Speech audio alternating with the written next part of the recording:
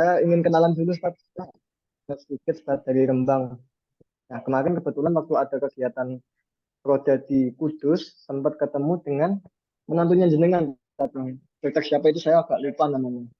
Ya, barangkali bisa titip salam ke beliau kalau ketemu. Dulu sempat tukeran kontak, cuma saya lupa namanya.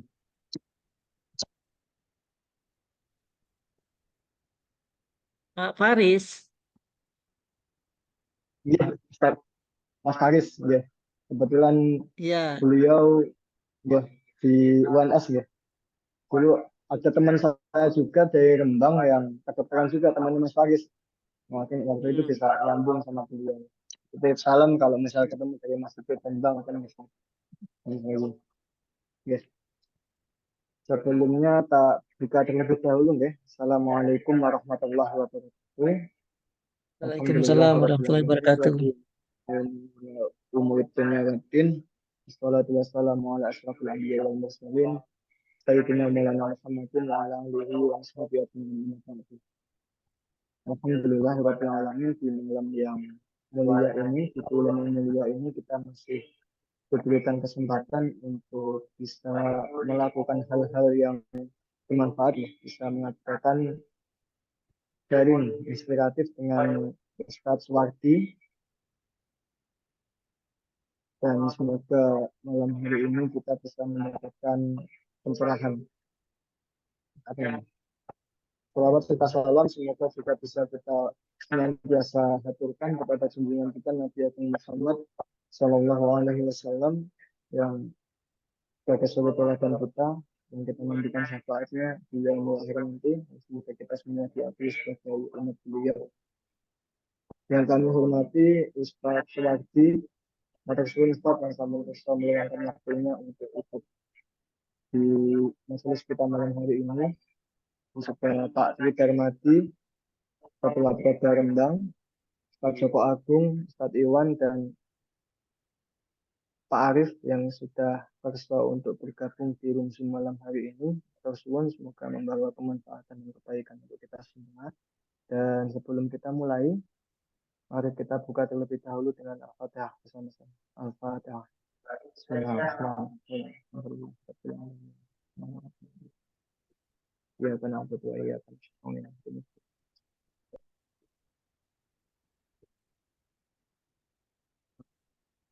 Ya, Alhamdulillah, Alamin. Semoga bisa menambah keberkahan dari kegiatan kita di malam hari ini. Sebelumnya, Nuwun Sewu, Ustadz Suwardi sedikit menyampaikan bahwa saya dikabari Pak Iwan kalian Pak Joko kemarin. Sedikit menindaklanjuti pembicaraan kemarin, kita insya Allah mau ada sharing dengan Ustadz Suwardi kaitan soal pembuatan klinik dan rumah sakit. Nah, kemarin saya diinformasikan, cuman saya teknis detailnya seperti apa saya kurang paham Ustadz. Jadi mohon maaf, nanti insya Allah dari Pak Tri Darmadi, monggo Ustaz Tri, barangkali ada kata pembuka terlebih dahulu untuk mengawali kegiatan kita malam hari ini.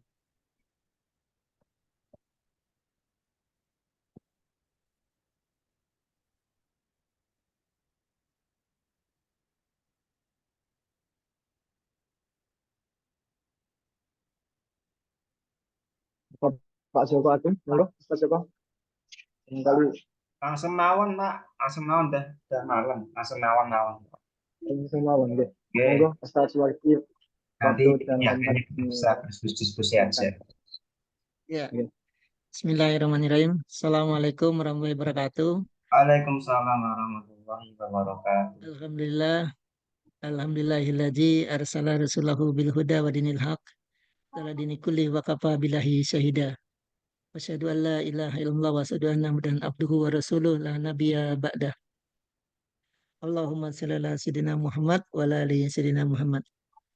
Syukur alhamdulillah kita panjatkan kehadirat Allah Subhanahu wa taala yang merahmati kita dengan nikmat iman, Islam dan sehat walafiat.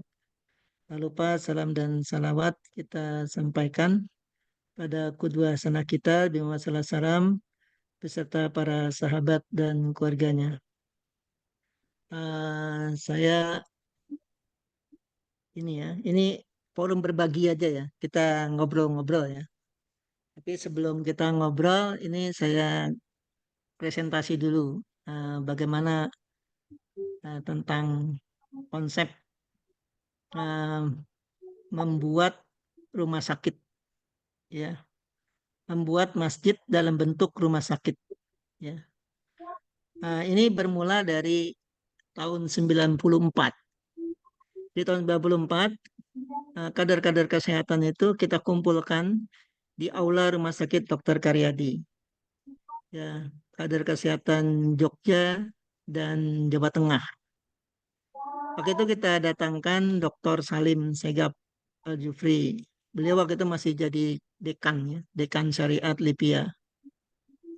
Uh, Beliau membuat statement gini, fardu ain, ya, fardu ain untuk akhwat, ya, fardu ain untuk akhwat mengambil spesialisasi yang membuka aurat, ya, gitu. Sempat ramai itu, sempat geger. Kenapa? Karena fardu ain, bukan fardu kifayah. Dan kita diluruskan tentang konsep fardu kifayah. Jadi fardu kifayah itu uh, tolok ukurnya adalah kecukupan.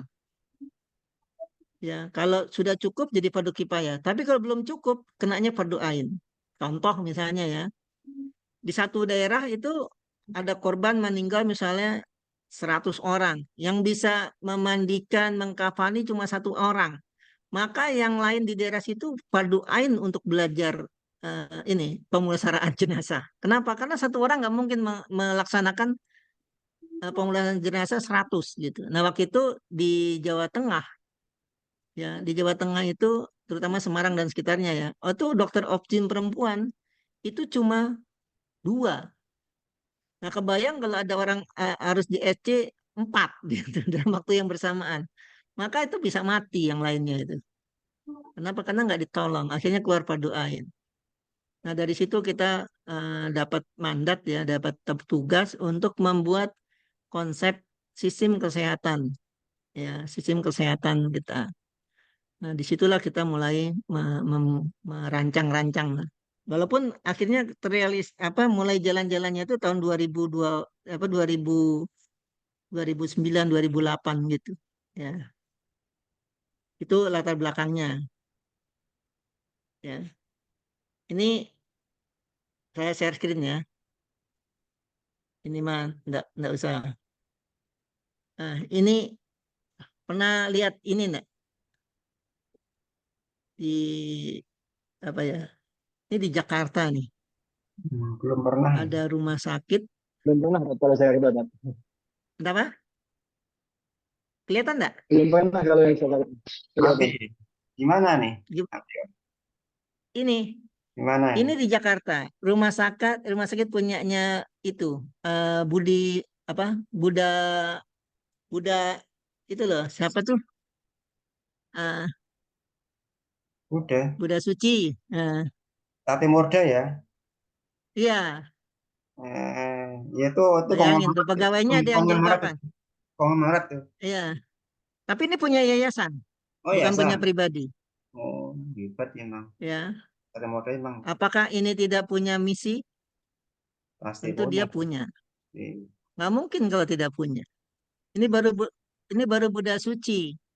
Belum kita ngomong Siloam. Ya, belum ngomong tentang mitra keluarga. Nah, apakah hanya boleh perlawanannya oleh Muhammadiyah? Ya, kan kasihan teman-teman Muhammadiyah kalau nggak ditemani untuk melawan ini. Gitu. Ya, keren, ya. Keren banget. Kita lanjut aja, ya. Nah, ini pernah dengar, ya, Siloam nih. Siloam ya. Siloam tuh James Riyadi ini saya pernah ketemu beliau di Undip. Ya, Hmm. ngeri ngomongannya itu. Dia bilang kalau ini ada aqua, dia sambil pegang aqua.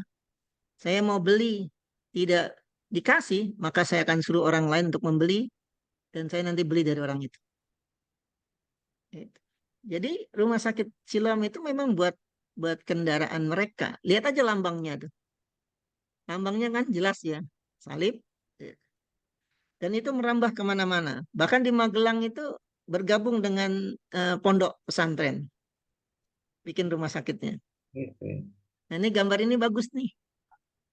Ini gambar ya Muslim di bawah lagi sujud, orang Kristen di tengah, orang Yahudi berdiri. Ini gambar ini orang Yahudi takut nih dengan gambar ini. Kenapa? Ini kalau orang Islam sadar, ya, menyadari gambar ini, dia bangkit, ya, Jatuh. dari sujudnya ini, maka yang di atas itu Jatuh. akan jatuh. Jadi kapan kita harus sadar gitu. Nah, kalau lihat ini sejarah ya. Sejarah bagaimana Al-Fatih itu dipersiapkan ya, dipersiapkan dengan matang, dengan sistematis, dengan persiapan yang bagus. Ya, dari kecil dia dititipkan ke Syekh Qurani, terus pindah ke Syekh Syamsuddin. Ya, ketika dididik oleh Syekh Syamsuddin itu di depan bapaknya dipukul itu anaknya itu si Al-Fatih ini. Dipukul supaya dia tidak bandel. Akhirnya dia nurut, nurut dan dalam waktu singkat ya, umur 21 atau 23 itu, beliau bisa menaklukkan Konstantinopel. Yang menarik ini ya setiap hari itu sama ibunya waktu dia masih kecil itu dibawa ke pantai. Ya, dibawa ke pantai terus ditunjukkan itu. Itu loh apa nih? eh, Konstantinopel. Kamu yang harus menaklukkan itu. Keren kan? Jadi apa ya? Mindsetnya dia dibentuk dari kecil untuk menang. Nah, kita harusnya juga begitu. Hmm, ya. Jadi kita ini jangan minder, ya, jangan punya punya rasa, wah nggak mungkin kita melawan melawan Siloam, nggak mungkin kita melawan Premier. Ya, Premier sekarang dikuasai oleh bukan Ramses lagi, tapi dikuasai oleh Columbia Asia. Kemarin saya dikasih tahu, Premier sekarang sudah pindah kepemilikan dari Ramses menjadi Columbia Asia. Gitu. Jangan takut. Ya, kita harus tanamkan kuat-kuat bahwa kita Muslim, mukmin itu akan menang. Ya, itu. Nah, kita bisa lihat dari sejarah ya, perang Badar itu 1 banding 3, 1 banding 3. Perlengkapannya juga jauh ya dari perang ya. Jadi pasukan pada perang Badar itu pasukan Muslimin itu gampangnya kayak satpam lah. Satpam melawan prajurit gitu. Jadi keperlengkapannya itu kayak satpam lawan prajurit. Tapi sudah kalah, kalah persenjataan, kalah jumlah, tapi menang. Belum ada sejarahnya umat Islam itu perang yang jumlahnya lebih banyak umat Islam dibanding musuhnya. Rata-rata kita lebih lebih sedikit ya dibanding musuh musuh kita. Yang paling spektakuler itu ya perang Mu'tah ya. Perang Mu'tah itu eh, 3.000 lawan 200.000. Ngeri nih kalau kalau pernah kayak begini nih. Ya. Nah, ini yang bagus kalimatnya ya. Ketika Khalid ya ada anak buahnya ngomong gini.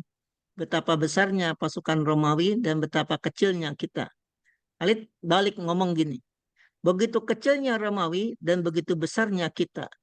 Kekuatan pasukan perang bukan berdasarkan jumlah pasukan, tapi karena pertolongan Allah. Kita menjadi lemah kalau ditinggalkan Allah. Kita bisa ngomong begini nih, ya begitu kecilnya Siloam atau begitu kecilnya Bunda Suci, gitu, dan begitu besarnya kekuatan rumah sakit Islam. Ya, bukan jadi besar kecilnya rumah sakit atau klinik itu bukan pada jogroknya, tapi pada keimanan. Kita bisa balik begitu. Nah, ini contohnya. Ini mungkin teman-teman Rembang pernah lewat ya. pernah lewat di Jalan Kudus Pati kilometer 10 ya. Ini ada rumah sakit seperti ini. Saya diminta membantu yang ini, yang punya namanya Dokter Sobirin sama Dokter Siti Khairia. Itu tahun 2012. Posisi mau bangkrut.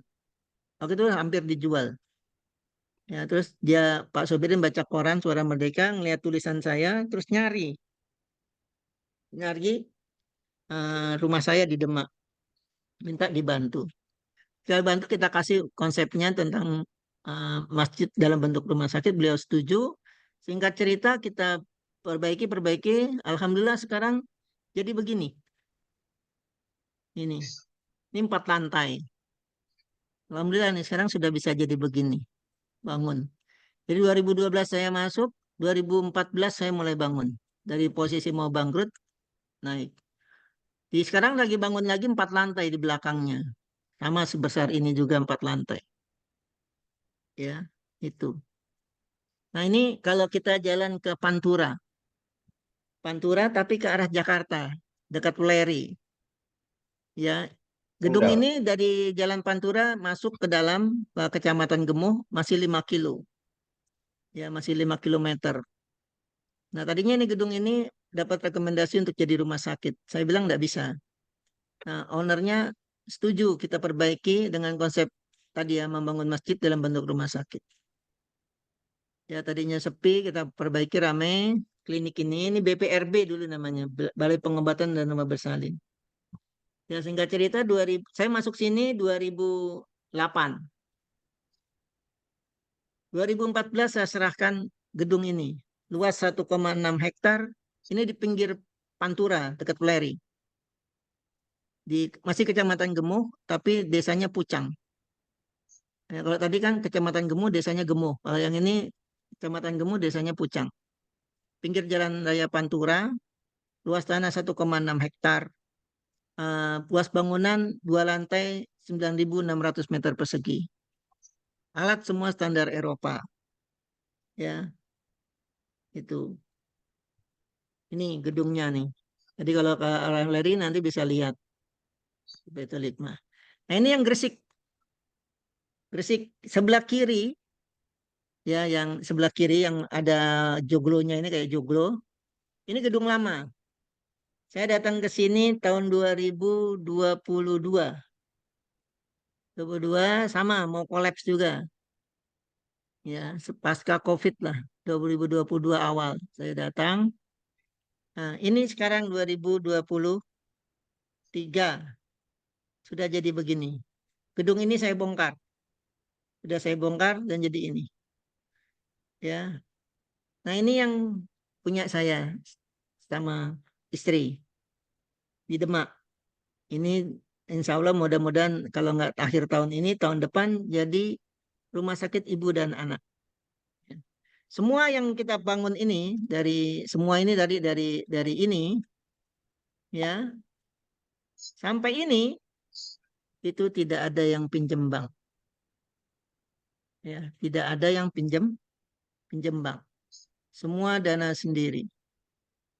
Ya, kenapa? Karena kita pakai konsep mosque hospital. Membuat masjid dalam bentuk rumah sakit.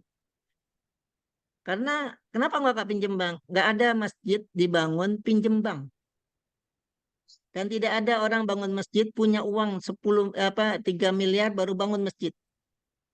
Ya, di tetangga saya nih, di kampung saya musola itu pas dibongkar kita kerja bakti nurunin genteng itu saya iseng-iseng nanya, punya uang berapa nih? Kok bongkar musola? Uang kasnya ada 49 juta, Pak. Anggarannya nggak tahu deh, Pak. 49 juta berani bongkar musola. Alhamdulillah Ramadan ini bisa dipakai. Ya, sudah jadi, sudah bagus. Sudah keramikan. Padahal uangnya 49 juta. Gitu. Itu yang kita pakai. Nah, ini kita presentasi dulu tahun 94 di Jakarta. Ya, dipanggil sama Jakarta ya untuk mempresentasikan mau buat tentang konsep sistem kesehatan. Jadi teman-teman pendidikan kan sudah bikin sistem pendidikan ya, mulai dari PAUD IT, SDIT, sampai perguruan tinggi. Nah, kesehatan mulai merintis nih. Nah, konsepnya begini, kita akan bikin klinik, ya, bikin klinik di setiap kecamatan, bikin rumah sakit tipe D di setiap kabupaten kota. Ya, tipe D, tipe C dibikin kabupaten dan kota. Tipe B itu di keresidenan. Ya, tipe A itu di provinsi. Dan kita juga akan buat sekolah tinggi ilmu kesehatan. Itu yang akan kita buat. Nah, SDM di sisi kiri yang kita akan bikin.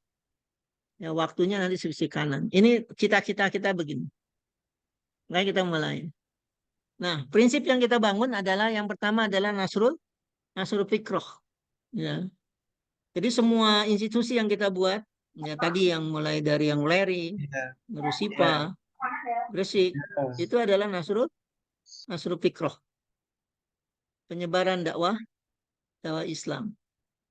Jadi semua institusi kita harus bisa menjadi penyebar dakwah. Nah, institusi penyebar dakwah berarti SDM-nya sebagai dai. Nahnu duat qabla kulli syai'. Jadi seluruh SDM di rumah sakit tadi, ya, itu semua ada kelas. Wajib di peraturan perusahaannya bunyi tuh. Ya, pelanggaran salah satu pelanggaran sedang adalah tidak mengikuti kajian kelas. Jadi kalau dia tidak ikut kajian kelas, dia akan dapat SP1.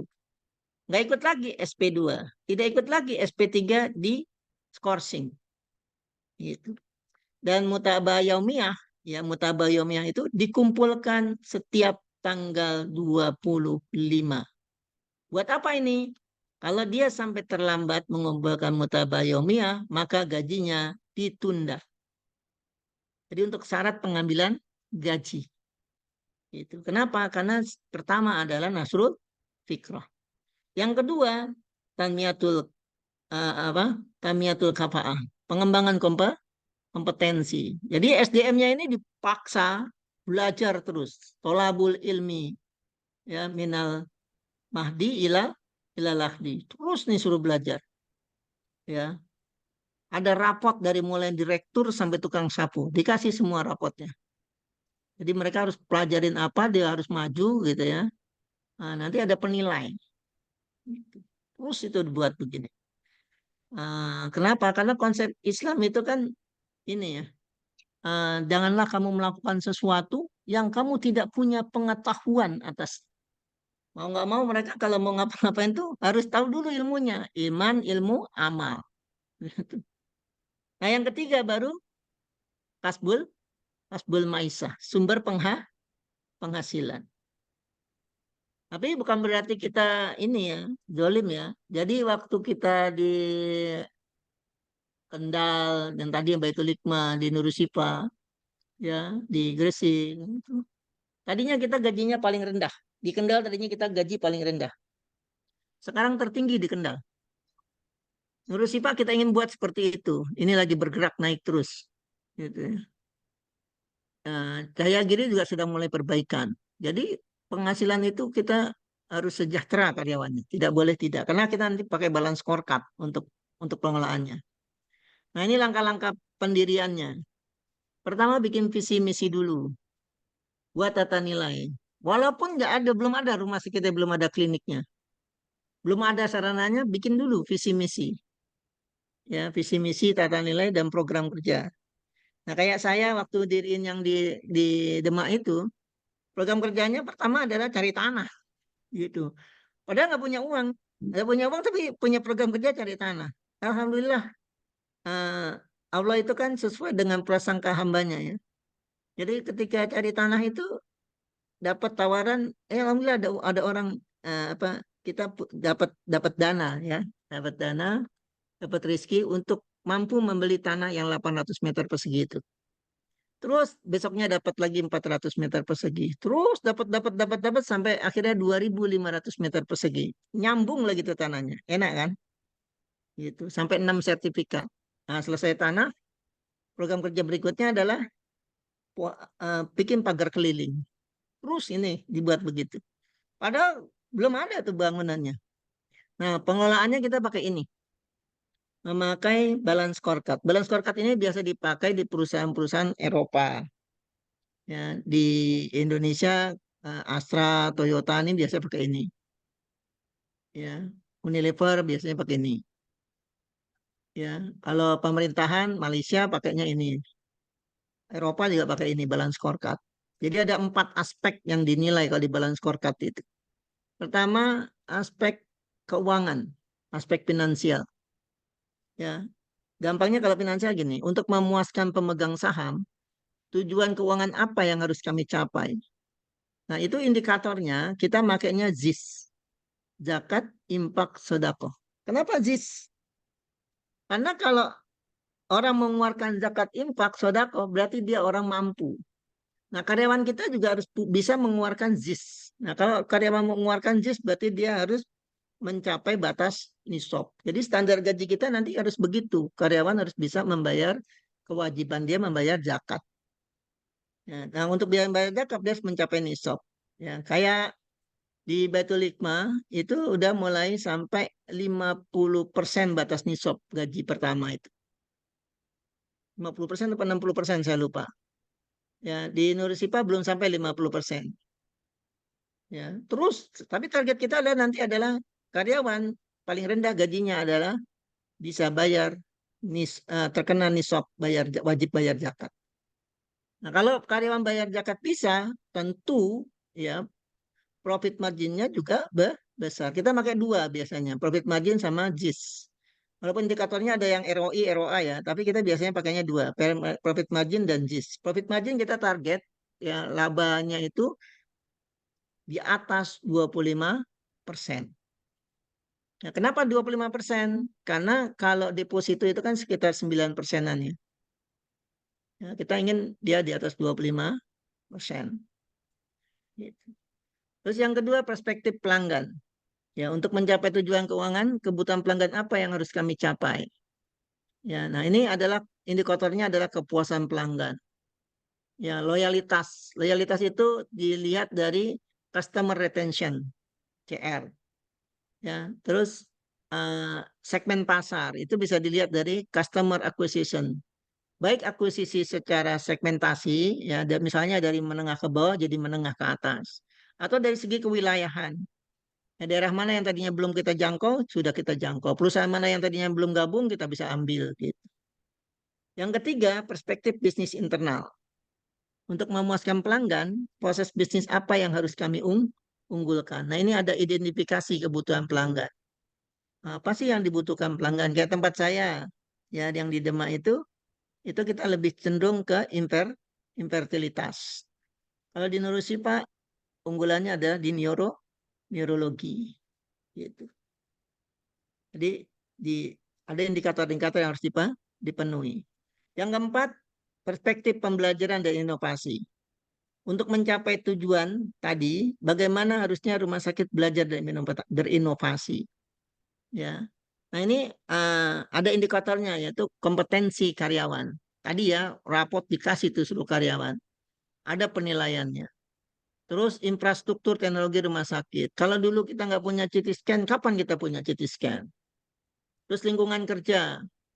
Ya, Nur Sipa dulu dikenal tidak pernah piknik. Sekarang tiap tahun piknik. Dulu nggak pernah mengumrohkan karyawan. Sekarang tiap tahun mengumrohkan karyawan. Produktivitas karyawan dinilai satu-satu. Produktif nggak nih orang-orang ini gitu. Gitu. Ya, itu ada penilaiannya. Nah, ini SDM. Ya, kita membuat standar kriteria karyawan. Itu pakai 10 standar muslim. Mulai dari Qawiyul Jism, Salimul Akidah, terus sampai 10. Itu kriteria yang kita pakai. Pembinaan spiritual dan profesional. Jadi ada kelas, ya, tahsin, ada kelas biasa, ada kelas tahfidz, hafalan yang hafalan, ya. Terus ada juga untuk yang profesinya. Ya, kalau perawat itu ada PK1, PK2, PK3, PK4, PK5. Farmasi juga dibikin begitu. Farmasi 1, 2, 3, 4, 5. Terus yang berikutnya kesejahteraan. Tadi ya, bagaimana kita mencapai bisa mencapai harus mencapai kapan mencapai 100% orang ini kena wajib bayar zakat. Gitu. Jadi kita kan sering ceramah gini ya. Umar bin Abdul Aziz dalam waktu 2,5 tahun pemerintahannya bisa membuat rakyatnya ya wajib semua membayar zakat. Tidak ada yang berhak menerima zakat. Saya balik sekarang gini. Dalam waktu berapa tahun rumah sakit ini harus bisa menjadikan karyawannya semua wajib bayar zakat. Tidak ada yang berhak menerima zakat. Gitu. Jadi sebelum kita ngelola negara, cobalah kelola klinik kita atau usaha kita, rumah sakit kita bisa sejahtera rakyatnya itu. Rakyatnya siapa? Ya karyawannya itu. Gitu. Nah, ini segi keuangan, kita ngatur rekeningnya. Rekeningnya tuh supaya tertib. Ya tertib, itu kita bikin rekening banyak itu. Jadi ada pos-posnya, ada rekening khusus THR, ada rekening khusus gaji, ada rekening khusus bayar obat. Sehingga kita nggak kelimpungan kalau lagi ditagih itu. Kita tertib, harus tertib di situ. Kenapa? Karena Islam ngajarin seperti itu. Tidak boleh ada hutang. Gitu.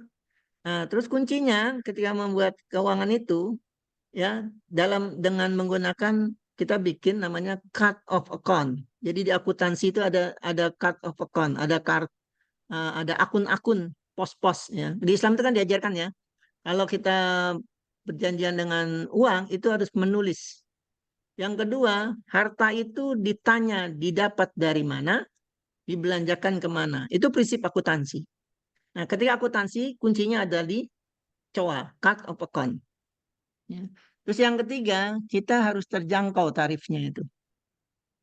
Jangan sampai nggak terjangkau oleh masyarakat. Jadi ada hitungan WTP, ATP, willingness to pay dan ability to pay.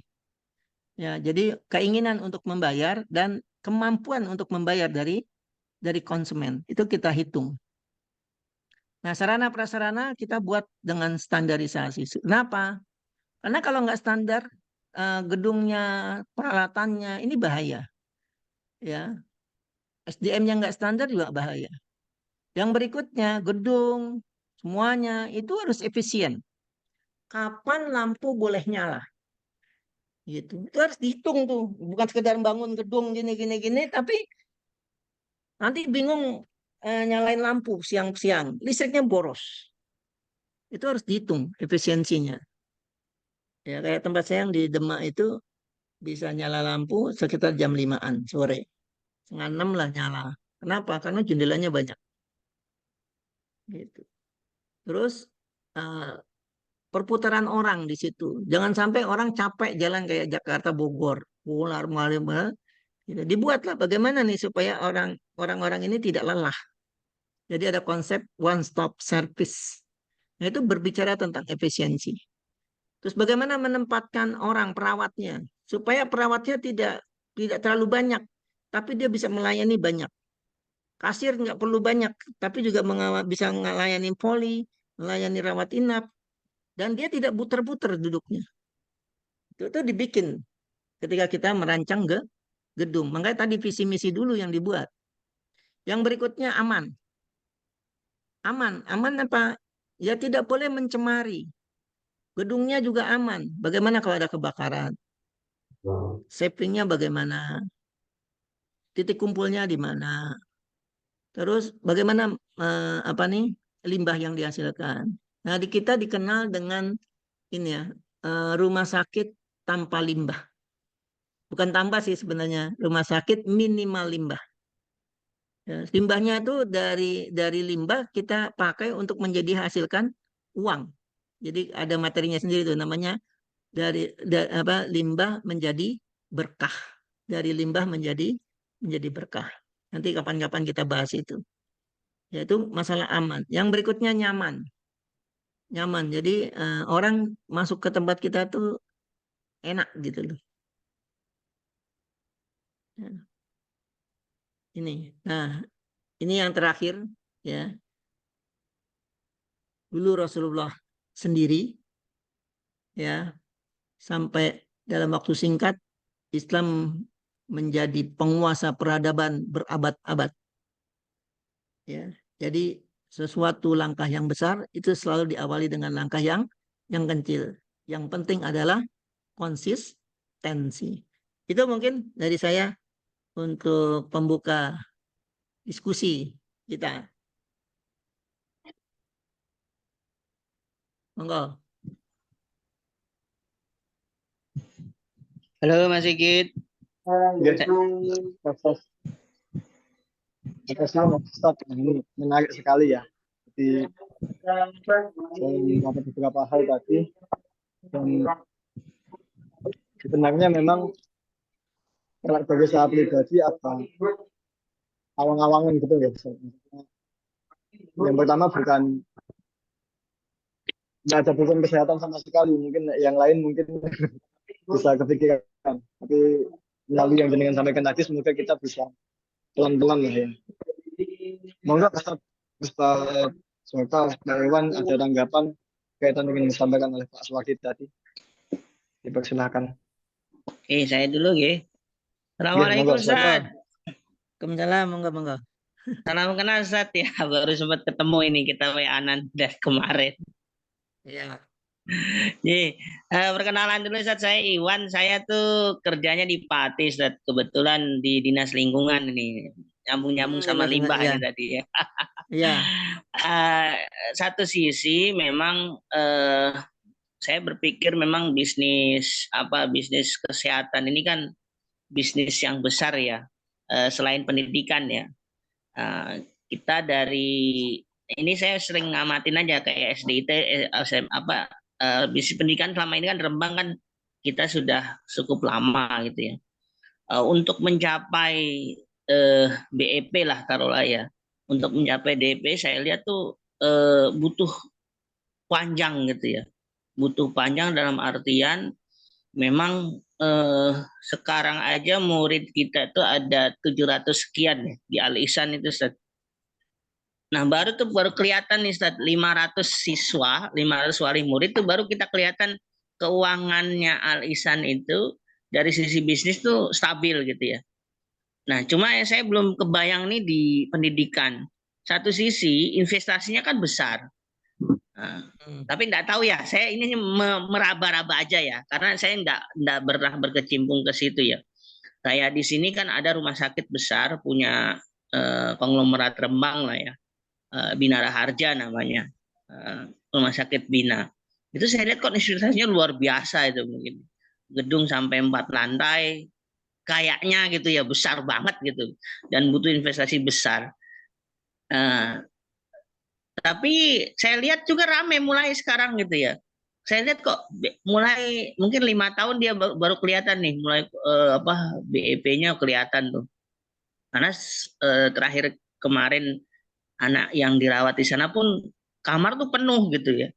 Kamar itu penuh, padahal sebenarnya kan satu sisi mungkin kan rumah sakit negeri pun udah banyak ya. Cuma mungkin orang ternyata saya lihat kok, oh iya ya, orang ternyata lebih juga melihat pelayanan gitu. Dia bayar berapapun juga ternyata tetap diburu gitu loh. Nah, makanya mungkin butuh pencerahan ke jenengan ya, karena selama ini kan kami terus terang pola dakwah kami di Rembang itu kan masih fokus di pendidikan ya. Saya sempat berpikir juga ketika WA terakhir ke jenengan itu, wah iya juga beberapa kecamatan yang black spot gitu ya, yang dimana kita belum bisa masuk secara dakwah, mungkin nggak kita buat klinik gitu ya. Nah, cuma kembali lagi, isopo sing kader sing iso masuk ke situ ya. Saya punya binaan dulu, sekarang tugas di rumah sakit daerah, bisa nggak dipakai gitu ya. Saya pikir gitu awalnya, ya masih pikiran mimpi-mimpi aja sebenarnya, mungkin nggak gitu, padahal kita bukan core, maksudnya kalau dibuat core bisnis ya, kami selama ini kan core bisnisnya bukan ke kesehatan, masih di pendidikan. Nah itu Ustadz, mungkin mohon pencerahannya, silakan Ustadz. Jadi gini ya, Tadi makanya kan konsepnya adalah membuat masjid dalam bentuk rumah sakit. Jadi ketika kita membuat masjid, yang pertama dilakukan apa? Niat. Niatnya harus lillahi ta'ala. Tapi bukan berarti tidak profesional ya. Kita sering salah di situ. Ketika niatnya ikhlas, jadi tidak profesional. Itu salah besar. Jadi ketika kita membuat masjid, itu niatnya harus lurus. Sama, membuat rumah sakit juga niat diluruskan dulu. Ketika kita niatnya lurus, melibatkan Allah di situ, maka yang bermain itu ya ikhtiar tetap full ya, total. Ya, ketika kita niat lurus, tadi loh perang Badar, niatnya bagus. Maka walaupun peralatan sederhana, alat peralatan satpam melawan peralatan lengkap pasukan tempur, menang tuh para sahabat. Kenapa? Karena malaikat yang turun membantu. Itu kan jelas ya di tafsir surat Al-Anfal. Ya, malaikat akan turun. Jadi kekuatan imaterial, ya, ketika kita niatnya lurus, maka kita akan punya kekuatan imaterial. Ya, ketika kekuatan imaterial ini bertempur dengan kekuatan material, maka yang menang adalah kekuatan imaterial. Panglima Sudirman, ya, itu pasukannya banyak kan pakai bambu runcing, ya, tapi melawan Inggris di Palagan Ambarawa. 2 jenderal Inggris mati di situ. Ya, kalau kita baca sejarah ya, kebetulan keluarga saya, bapak saya itu veteran perang. Ya, bapak saya umur 93 tahun meninggalnya. Umur 45 itu sudah umur 25-an bapak saya. Sudah punya anak 1. Itu pernah ditahan Belanda di Jogja. Jadi sering diceritain tentang perang. Bagaimana persenjataannya apa ya bapak, saya ngerti lah persenjataan para prajurit saat itu. Gitu. Ya, itu bisa menang. Kenapa? Karena kekuatan imaterial yang bermain. Sama ketika kita bikin rumah sakit ini. Nah, caranya bagaimana supaya kita kosnya tidak besar? Pertama yang harus dilakukan adalah beli tanahnya dulu yang cukup untuk membuat sebuah rumah sakit. Kalau mau bikin rumah sakit ibu anak atau rumah sakit khusus, cukup tanahnya 2.500. Kalau bisa 3.000 lah gitu. Sebenarnya standarnya cuma 1.750. Tapi yang enak, yang bagus itu 2.500. Kenapa? Biar rumah sakitnya itu halamannya luas, ada gitu, tidak kelihatan apa ya gedungnya doang gitu. Ya, itu. Terus bagaimana membangunnya? Diparuh dulu. Kayak tempat saya itu izinnya izin rumah sakit. Tapi ketika dibangun itu separuh dibangun. Operasionalnya klinik. Separuh dibangun, uang kan nggak boleh mandek nih. Ya, uangnya nggak boleh mandek. Nah, izin tuh di OSS ke PTSP. Luar dari izin klinik. Nah, klinik itu kosnya rendah. Kenapa? SDM-nya tidak banyak. Semuanya tidak banyak. Nah, ketika klinik jalan, ya gedung belakang tempat saya itu terus dibangun. Insya Allah habis Lebaran ini kita ngedak lantai 2. Ya, yang belakang loh ya. Yang depan ini sudah lantai 1 dan lantai 2 sudah dipakai untuk pasien. Gitu. Nah, itu menekan biaya marketing. Menekan biaya operasional. Sehingga ketika pasiennya sudah rame, ya udah mulai kelihatan rame, kan biaya operasionalnya nggak besar nih. Gedung belakang jadi, itu tinggal rubah izinnya dari klinik menjadi rumah sakit. Gitu. Beda kalau kita langsung bikin rumah sakit, itu biayanya besar sekali. Jadi uang itu kita puter, apa yang didapat dari klinik ini dipakai untuk bangun belakang. Nah, kita tinggal mengumpulkan uang ya untuk yang kliniknya saja. Gitu. Bangun klinik itu enggak besar biayanya. Gitu. Yang besarnya adalah beli tanah. Kalau kita bisa dapat tanah murah, alhamdulillah. Gitu. Itu cara ininya. Terus kita kan tadi ada ya peningkatan kompetensi. Kalau sekarang baru rumah sakitnya tipe D, kapan jadi punya rumah sakit tipe jadi C? Kapan jadi punya tipe B?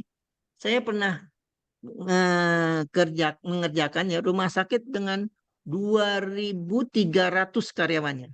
Karyawannya 2.300. Kalau kita misalnya kumpulkan mereka dimasukin di kelas di pembinaan bagus ya, 2.300 itu bagus. Kalau menjelang kompetensi ya, kita tinggal kumpulin tuh 2.300. 2.300 mesti kan punya istri, punya anak, punya bapak ibu, punya mertua. Berarti kan berapa? 7 ya. Kan suami istri tambah tambah 4, 6. Punya 6. 6 kali 2.000 berapa? 12? 8 ribuan. Oh, 8 kali 12.000. 12.000 ya. 12.000. Perlu kampanye enggak? Perlu uang amplop enggak? Nggak perlu pasang logo-logo, nggak perlu apa-apa, itu tinggal ngomong aja di rumah sakit. Itu kalau kompetisi. Ya, belum kalau kita nanti mau bikin untuk ke masyarakat. Contoh gampang tempat saya ya. Tempat saya itu RW-nya sudah datang ke rumah sakit. Dia terheran-heran ngelihat tempat saya. Ya. Kenapa airnya kok tidak keluar dari wilayah apa nih rumah sakit itu? Kenapa? Karena kita bikin sumur resapan, selokannya sudah diatur, berapa air akan ditampung. Ya begitu dia datang tuh, dia lihat, kok kolam ikan ini, gitu. Ya sampahnya kita olah, dijadiin peletnya buat pakan ikan. Jadi benar-benar nggak ada yang dibuang. LH-nya sampai ketika kita perizinan tuh, kepala LH-nya kan datang, kepala perizinannya datang sampai gini. Wah ini harusnya orang-orang LH yang kayak begini, kenapa Pak Wardi yang begini? Gitu. Itu. Jadi dakwah itu kita harus memberikan contoh. Kenapa dakwah bil hal itu kan lebih efektif daripada dakwah bil lisan. Kenapa? Saya dulu kerjanya nulis di ini, apa tuh? Blog, nulis di blog. Ada orang yang nanya gini, jangan kebanyakan teori, praktekin gitu. Tahun 2000-an berapa gitu, 2004, 2005 saya kerjanya nulis di blog. Ditantang sama orang gitu, akhirnya saya tergugah, saya ngambil mas, terus mulai bangun-bangun apa nih, gedung.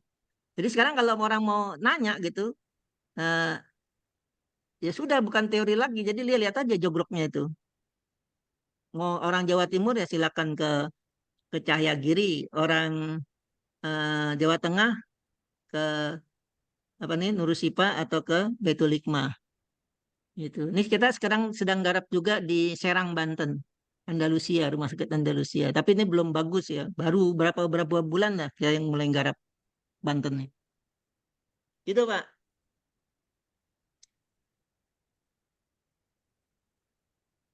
Monggo Ya, Pak Joko, betul. Ketua Yayasan.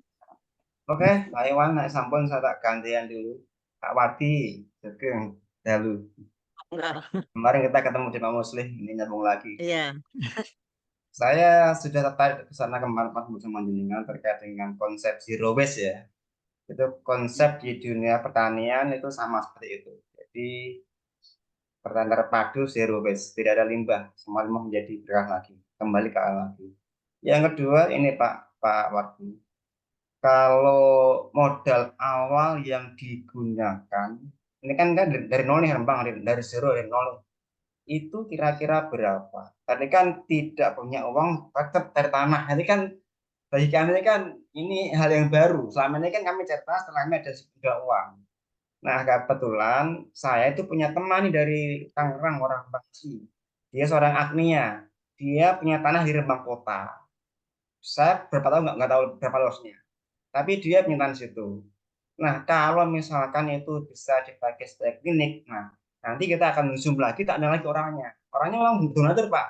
Kemarin dia mewakafkan di Rembang itu 1 hektar tanah untuk pondok pesantren. Jadi itu namanya Pak Bambang. Nah, lebaran nanti dia tak tawar tanah di daerah Bulu, dia mau bikin pertanian alpukat ya. Pertanian.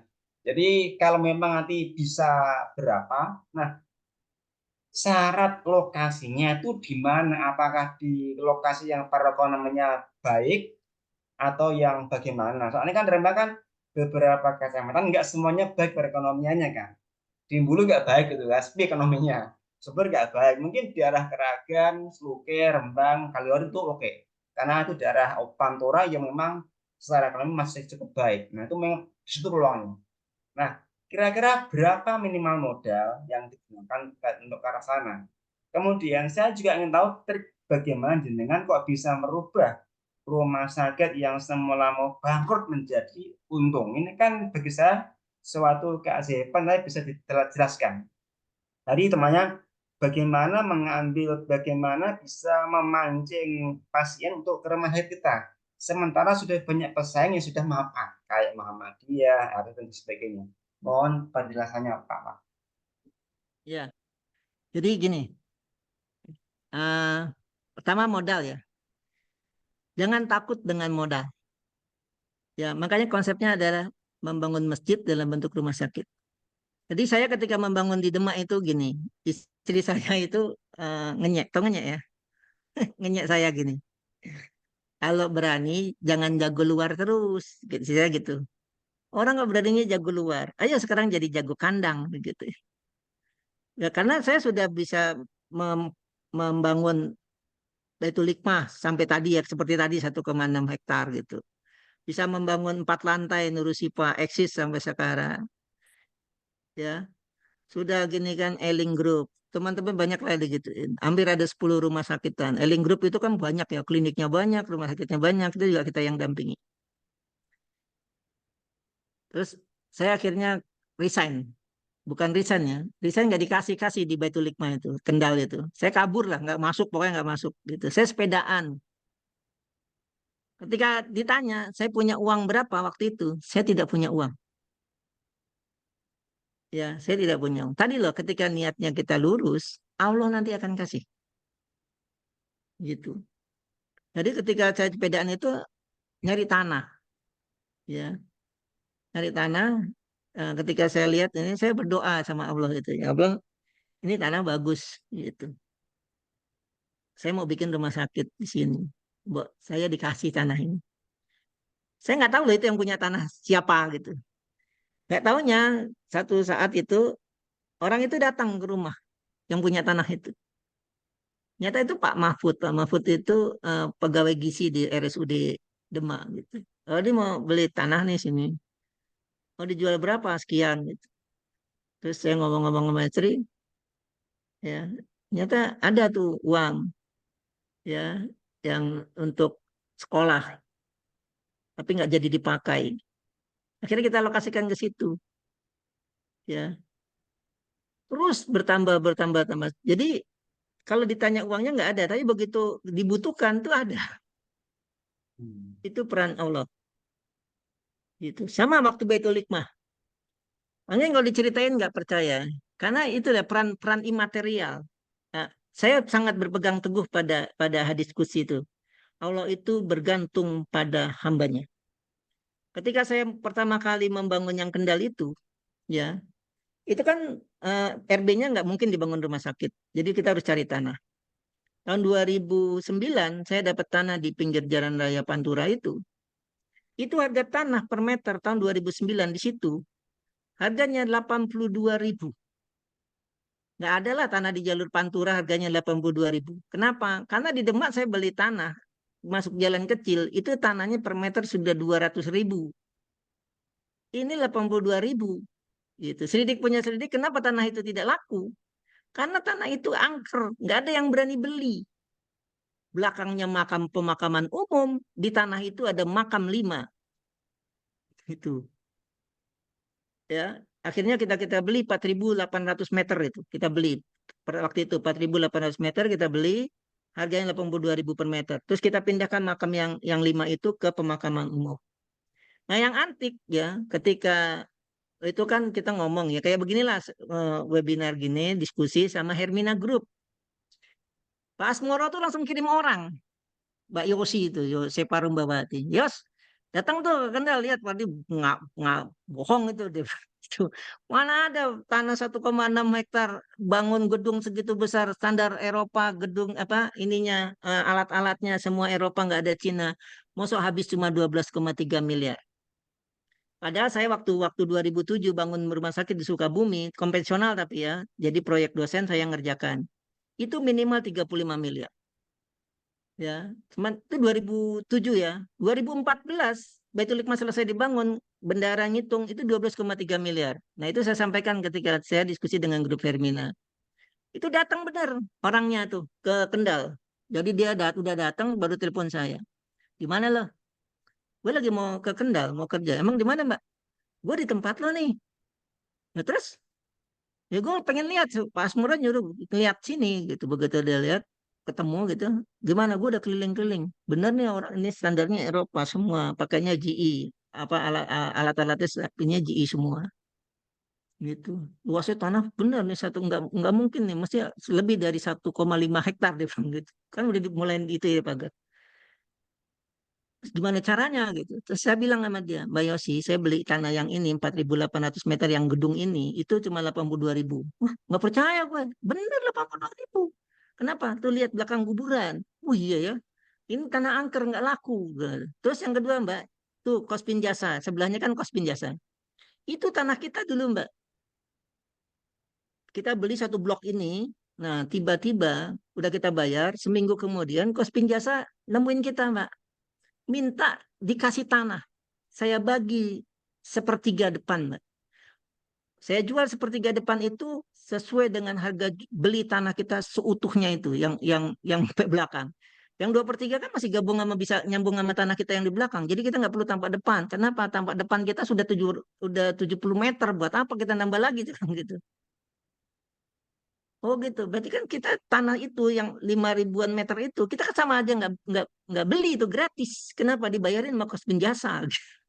Kenapa? Tuh 2.500 dia beli, 5.000 punya kita, 2.500 dia bayar sama dengan dia bayar 7.500 kan dia tampak depan. Siapa yang punya peran itu? Apa saya, Pak Kendro? Bukan, tapi Allah. Makanya kita harus kuat di situ.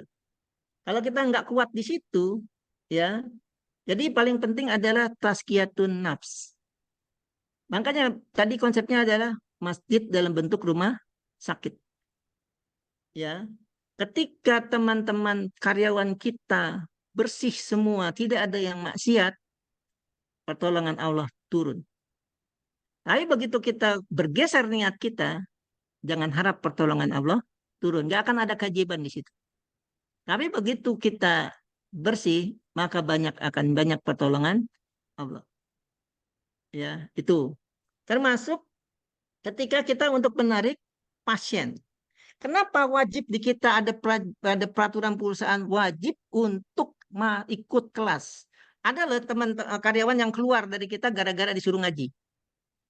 Jadi mereka jawab begini, saya ke sini mau kerja, bukan untuk ngaji.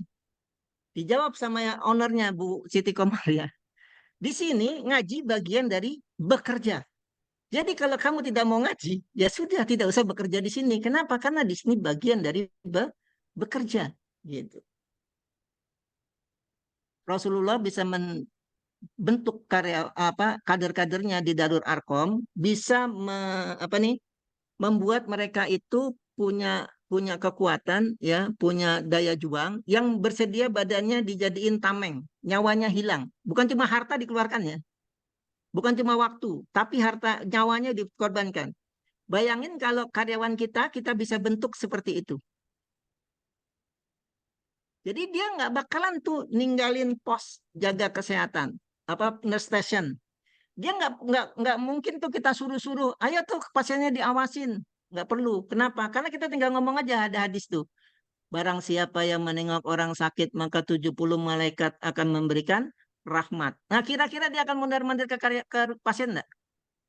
Dia akan bolak-balik selama saya 8 jam kerja, gimana nih saya supaya dapat rahmat dari malaikat terus-menerus? Dia akan mondar-mandir ke pasien. Ada cerita gini, Pak.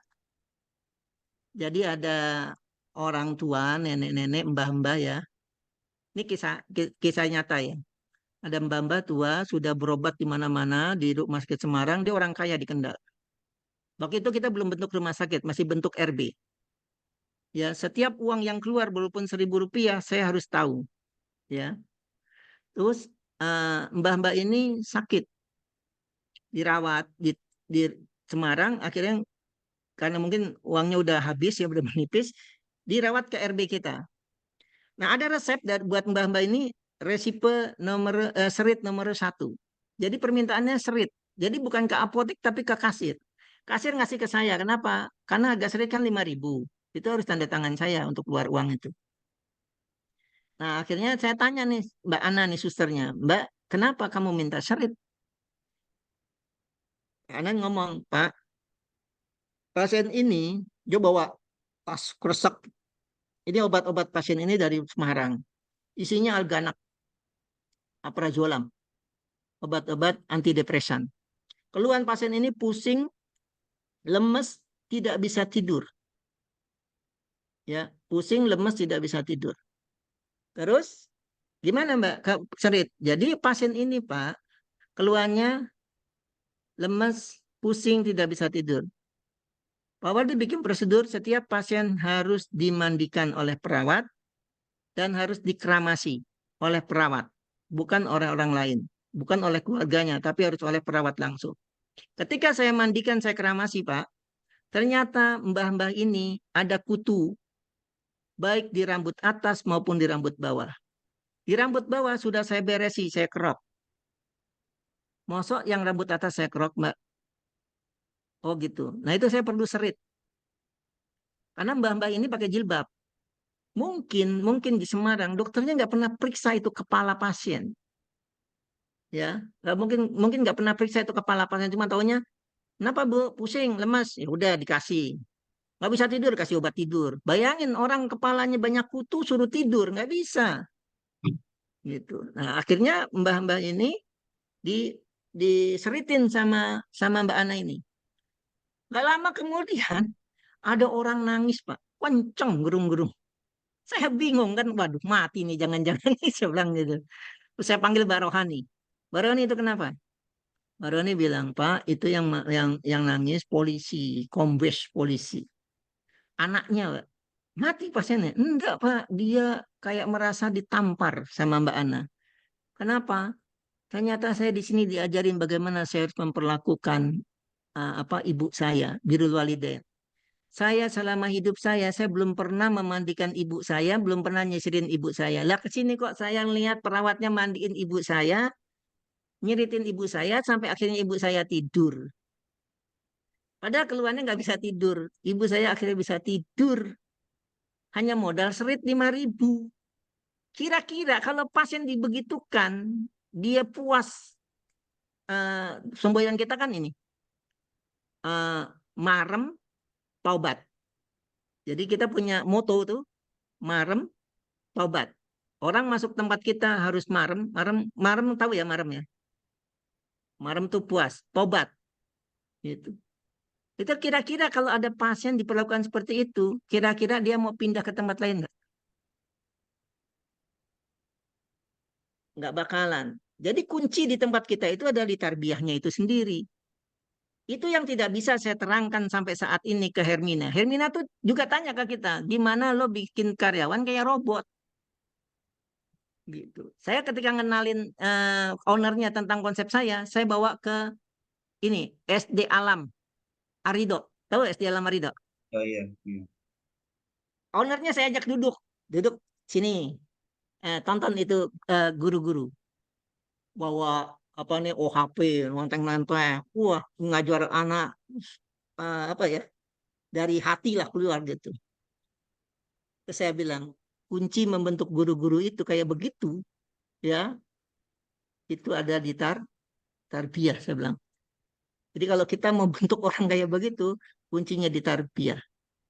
Dia tidak akan nggak pengawasan dia terhadap pelayanan pasien itu pada Gusti Allah, pada Allah, bukan pada manajer ondati, bukan pada MPP manajer, bukan pada case manager, bukan, tapi pada Allah. Makanya Mbak Yosi itu kan Katolik ya. Komentarnya gini dia, gila nih karyawan nih kayak robot semua, nggak ada yang ngeliatin kerjanya tetap sama, gitu. Dan itu Hermina belum bisa bentuk. Jadi ada diskusi yang diminta sama Hermina yang nggak bisa saya turuti. Kenapa? Maksud saya nangin Hermina tentang konsep tarbiyah? Kan nggak mungkin. Gitu. Itu. Tapi tetap ikhtiar tetap ya, kita jualanin semua. Tadi. Nah, tadi kan ada ya rapot. Rapot itu kan ada rapot ruhiyah, ada rapot profesional. Di kita tuh nggak boleh tuh ngimpus sampai 2 kali nggak boleh. Ngimpus harus sekali plus masuk. Gitu. Nah itu ada simbol-simbol yang kita punya. Jadi persisnya kayak tarbiyah lah. Ada level-level di kita tuh. Oh yang pakai pin biru kalau ada pasien ginu-ginu, lemu, bayi gitu, DADB, diare akut, dehidrasi berat, itu yang warnanya merah, hijau, nggak boleh tuh ngimpus. Yang boleh ngimpus hanya yang warnanya biru. Kenapa? Level dia yang boleh. Itu orang udah paham gitu. Wah nggak boleh nih saya ngimpus gini. Coba di tempat lain. Siapa yang anaknya pernah dirawat, diinpus bolak-balik? Iya, sering kan. Iya kan? Iya. Di kita tuh ada. Tadi kan ada ya standarisasi. Islam itu membuat konsep tentang standarisasi. Maka kan Islam ada kata-kata itu kan, ihsan, insan, manusia, muslim, ada mukmin. Itu kan berarti tingkatan. Ya, mukmin kan beda dengan muslim. Ya. Gitu, Pak. Itu kalau mau narik pasien tuh begitu. Iya, ya. Sepertinya perlu ngobrol langsung. Kalau perlu ketemu langsung lagi nih. Iya, iya. Tadi yang saran Gitu. lokasi, itu apakah harus Oh, pinggir lokasi sungai? nanti kita harus ada caranya itu. Kalau saran saya jangan di Pantura. Kenapa? Kita punya pengalaman Pantura. Izin itunya, amdal lalinnya itu susah kalau di Pantura sampai ke menteri. Oh, Ya, Jadi harus kalau harus ke ngambil, pusat. Harus ke iya pusat, sampai Brad. ya, sampai pusat. Kalau saran saya di jalan kabupaten. Jadi izin-izinnya hanya sampai bupati. masuk ke dalaman sedikit ya. Gitu. Tidak di Pantura Terus apa? dihitung berapa kendaraan yang lewat. Oh, minimal Kendaraan berapa umum frekuensinya yang lewat itu ya minimal? semakin banyak semakin bagus. Gitu. Semakin banyak semakin bagus. Untuk mengukur Berapa per tingkat menit keramaian kendaraan. di mata orang. Iya, keramaian, terus angkutan umum ada yang lewat di situ ndak dekat dengan pom bensin, pasar, gitu. Berarti kan Pusat-pusat keramaian. Nanti zaman harus sekarang. dihitung, gitu. Dan gini kalau kita bikin rumah sakit jangan orientasinya hanya skupnya kabupaten, tapi skupnya harusnya mikirnya pasien itu dari mana-mana. Contoh Gimana? gampangnya, tempat saya itu ada pasien dari Rembang, ada pasien dari Kalimantan. Datang loh ke Demak hanya untuk periksa. Ya, Kiai Bu Nyai Rembang itu, Sarang itu rutin ke tempat saya sebulan sekali. Gitu. Jadi jangan orientasinya hanya kabupaten, tapi untuk perizinannya ambillah yang di jalan kabupaten. Ya dekat perumahan segala macam gitu. Itu. Oke, Terus Pak. kalau tadi wakaf ya, wakaf kalau saran saya ini kita kembangin jangan jangan cuma nerima karena kalau ini nanti bisa dianeksasi. Semua harus hitam di atas putih. Bisa juga dibikin gini, PT. Jadi bikin yayasan penerima wakaf. Misalnya di Rembang saya punya yayasan kan, Ya, itu menerima wakaf. ya. Nah yayasan ini nanti punya saham di PT, gitu. Bikin gitu bisa. Nah teman-teman juga punya saham di PT. Jadi yayasan ini punya kita, menerima saham dari yang orang Jakarta itu, ya. Nah ini punya saham di PT. PT ini yang menaungi klinik atau rumah sakit, gitu. Itu aman. Jangan sampai nanti udah bagus gini ngembang terus oh ini punya saya repot nanti. Jadi tanahnya makanya tanahnya status wakaf ya, memang ada wakaf ya. Memang Ya nggak wakaf misalnya kalau tanahnya wakaf, itu ya, kan berarti punya yayasan. ya. Disertakan sebagai penyertaan saham. Kan Oke. boleh. Oh iya. Kita punya contoh itu di Serang, Rumah Sakit Ahmad Wardi, Rumah Sakit Mata Ahmad Wardi di Serang. Itu punyanya Eling Group. Jadi kerjasama dengan Dompet Duafa. Jadi ada Dompet Duafa itu punya rumah sakit ibu anak, dia dapat wakaf karena rumah sakit ini terbengkalai, diwakafkan ke Dompet Duafa. Terus ketemu kita bikin begitu. Bikin PT, ya, terus kita ngasih saham, dompet itu apa punya saham gitu, terus kita kelola. Terus kalau dia bukan tanah wakaf, kita beli sendiri itu gimana makanya bentuknya? Ya kalau Kayak beli digital. sendiri berarti kan itu saham. Sam, nanti punya PT. Saham.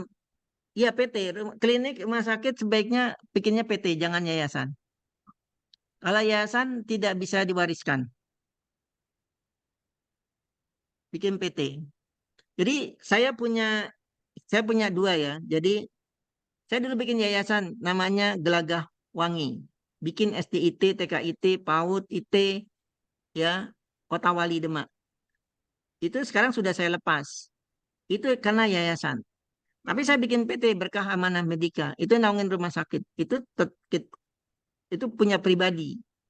Tapi kalau yayasan itu kumpulan uang sedekah, ya, bukan kepemilikan. Jadi sudah lepas-lepas saja. Karena sedekah, gitu, Pak. Iya, iya.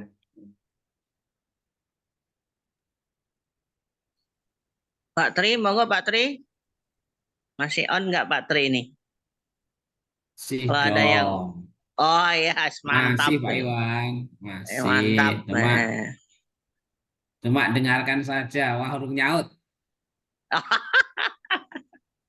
Terlalu tinggi Oh, masih. Iya, iya. Kalau Yang mau penting sehat Pak enak Warti. ini, Iya, kalau enak mau lihat ya datang. Iya, iya, iya, kami iya. ingin ke sana, kami ingin ke sana kami.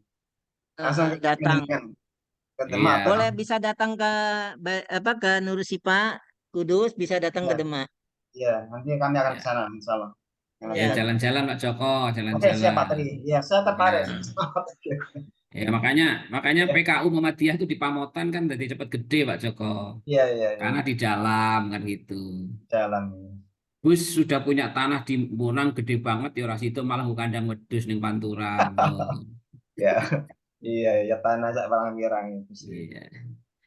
Iya sudah jalan-jalan ke Pak Warti aja langsung. Ke Demak ya. Iya. monggo bisa, Ya, nanti kita akan akhirnya ke Demak, Melati. monggo. Iya, Besok nih ada langsung. pelatihan ini, pemuda peduli lingkungan Oke, di bagus ya. klinik. Iya, kalau mau sekalian ikut besok Kami Jumat. juga ingin belajar Besok Jumat, masalah besok Ahad. lingkungan itu. Oke. Iya, Ahad jadi depan Pak ngolah Warti. ngolah limbah jadi berkah. Kenapa? Ahad depan. Acaranya Iya. besok nih pagi jam 9. Bisa, Oh, kan besok bisa. pagi. Baik, kami ke Pak Musle. Besok pagi jam 9. Ya, kapan-kapan lagi lah, nah, penelitiannya bisa di sini. Iya, Soalnya kan dibikin ini komunitas. kami sudah beli tanah untuk SNT itu ya Pak. Nah, karena kan kami buat supaya ada sumur resapannya, biar airnya nggak terbuang percuma. Nanti kami ingin sinau ke Demak itu masalah itu. Iya. sebagiannya buat klinik aja tuh Pak Joko. 3.000 tanahnya tadi Kami nih. ini rumah sakit kok berupiah, Bu. Iya lah Pak Umi. Nyanyi rumah sakit 300 kok bang. meter, 300 meter ke rumah sakit toh. Oh, iya, jadi rumah sakit apa? Dari klinik nih kan juga payu ya, Bro.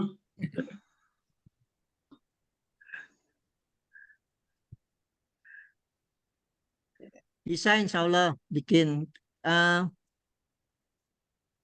Orang-orang bidan aja bisa bikin. Hermina tuh bidan loh itu. Iya, iya. Namanya Bu Hermina. Ya, itu kan ada di Semarang ya, dekat apa? Iya di mana-mana itu. Gimana ya? Banyumanik itu ada ya situ ya? Dari mana Ada. ya? Sekarang sudah ada 32 rumah sakit Yes. Hermina. Hebat ini. Saya sering Siap-siap. diskusi sama yang ini. Barakallah, luar biasa konsepnya Ustaz. Ini malah kepikiran mau diberlakukan di pendidikan nih. Dia pendidikan aja belum kenceng kayak jenengan ini. Iya, mana semuanya bagus diterapkan di pendidikan Pak Iwan. Makanya ini Pak, kalau mau bagus itu pakai balance scorecard. Iya, balance scorecard bagus itu. Balance scorecard. Terus kelemahan teman-teman itu kan tidak pernah menghitung unit cost. Hmm. Di pendidikan tuh bisa unit costnya lebih mudah menghitungnya dibanding di rumah sakit. Hmm. gitu. Itu kan dulu diajari Pak Bowo di Tasko, Pak. Ada, Pak. Di Tasko ada bukunya tuh kan. Tapi belum hanya kita Ya, tataran itu aja. Wacana aja dulu. iya. Bilang sepakat. Saya masih ingat dulu. Membaca bukunya Pak Bowo itu.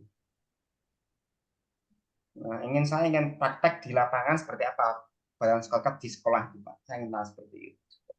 Itu Menerapkan. balance scorecard itu dimulai dari kita bikin visi, ya. Di misi itu mulai muncul tuh balance scorecardnya. Menerjemahkan visi yang ingin dicapai, dikeluarkan di misi. Terus sampai program kerja. Gitu. Jadi kalau misalnya ya kalau pendidikan tuh aspek finansialnya ingin mendapatkan uang berapa. Dan orientasinya jangan hanya mengandalkan SPP sama uang sumbangan SPI. Ya, ha. Jangan mengandalkan itu. Dari mana, John? Pendidikan itu banyak yang bisa didapat. Contoh ya misalnya ya kita bikin sekolahan. Hmm. Ya kita bisa bikin kantin Hmm. sekolah. Seragam kita bisa kelola seragamnya. Hmm. Ya. Terus dari misalnya dia apa boarding apa enggak? Enggak, ini enggak boarding. Boarding. Oh, enggak boarding. Ya. Ya, misalnya enggak boarding, berarti kita bisa bikin tuh kantin di situ untuk anak-anak itu. Ya, terus bisa bimbel. Oke. Bimbelnya bukan harus murid kita ya, tapi dari luar. Nah, ketika kita bikin bimbel, ya itu harus strategi marketingnya bagus. Saya kasih tahu strategi marketingnya Nurul Fikri ya, Hmm. karena saya angkatan kedua Nurul Fikri. Oh. Ya, bimbelnya Nurul Fikri saya angkatan kedua. Dulu orang mau masuk Nurul Fikri itu hanya kalangan tertentu. Di kelas dia harus 10 besar. Yang kedua dia harus orang likoan. Kalau dia nggak liko dia nggak bisa masuk Nurul Fikri. Kedua ya dia harus 10 besar. Bayarnya murah atau kalau nggak bisa dibilang nggak bayar ya. Bayangin waktu itu cuma kita ganti stensilan. Kadang yang nyetensil kita sendiri gitu. SD-nya mau ambruk dulu kita nyewa itu Nurul Fikri itu amat kan dulu masih pada mahasiswa UI itu. Ya.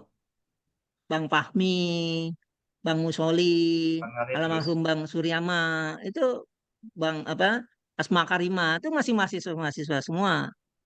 Sampai kakak saya tuh ngenyek ya kalau nganterin saya ngenyek. Lo tuh mau masuk IAIN, mau masuk kedokteran gitu. Lihat aja ntar terus. Terus itu. Nah, kenapa dia milih begitu? Dia ambil bibit SDM yang udah unggul. Begitu dia pengumuman Nurul Fikri itu sebelum UMPTN sama dulu namanya Sipenmaru ya. Itu Menurut. PMDK aja sudah pada dapat negeri semua. Ya kenapa? 10 besar di kelasnya. Dan sekolahnya itu ada sekolah-sekolah favorit. Nurul Fikri loh. Jadi begitu angkatan pertama 100%, angkatan kedua 100%, ketiga 100% gitu. Begitu dia mau go public, dia cuma jawab begini, bikin iklannya di Kompas. Saya ingat sekali tuh bikin iklannya di Kompas dia.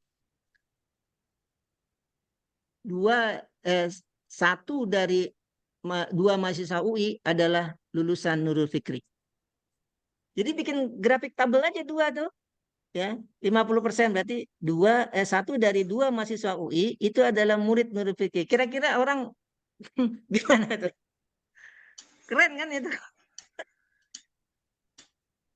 Itu. Walaupun sekarang akhirnya dia nggak bisa kayak dulu lagi ya. Kenapa kan go public? Ya. Tapi kan nama sudah sudah Berarti punya dia itu. sudah IPO dia. Iya. Maksud saya tuh kalau kita pendidikan begitu.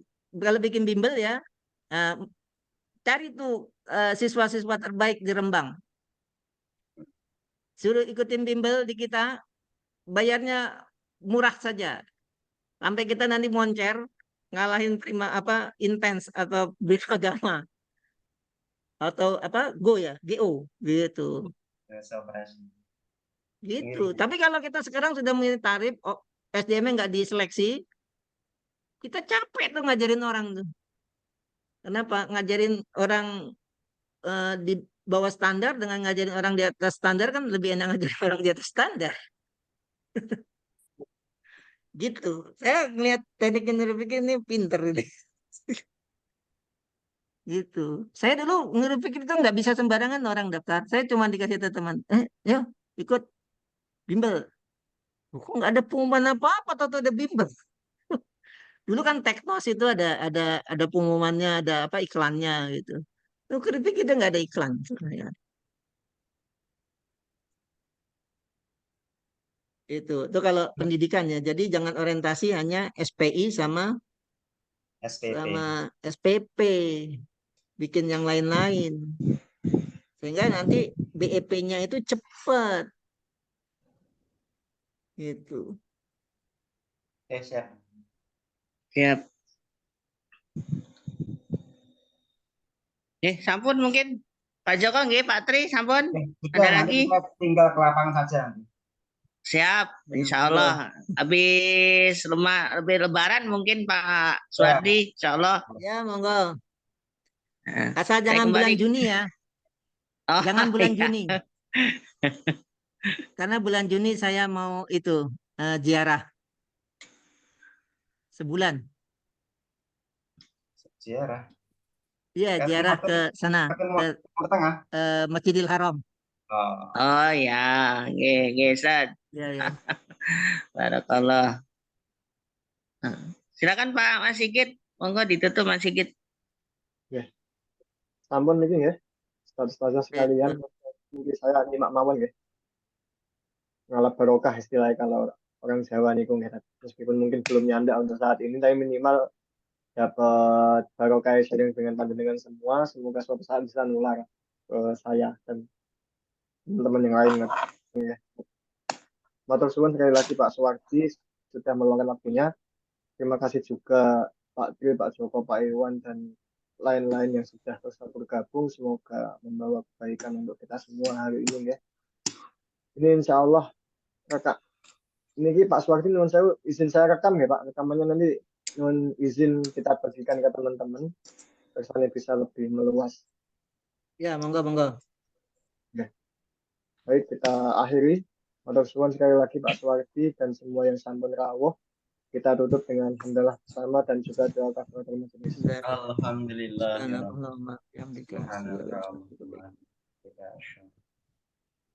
Matur suwun semuanya, semoga sehat selalu dan bertambah kebaikan di bulan Ramadan ini. Kita tutup Amin. dengan salam. Assalamualaikum warahmatullahi wabarakatuh. Waalaikumsalam warahmatullahi wabarakatuh. Saya pamit ya.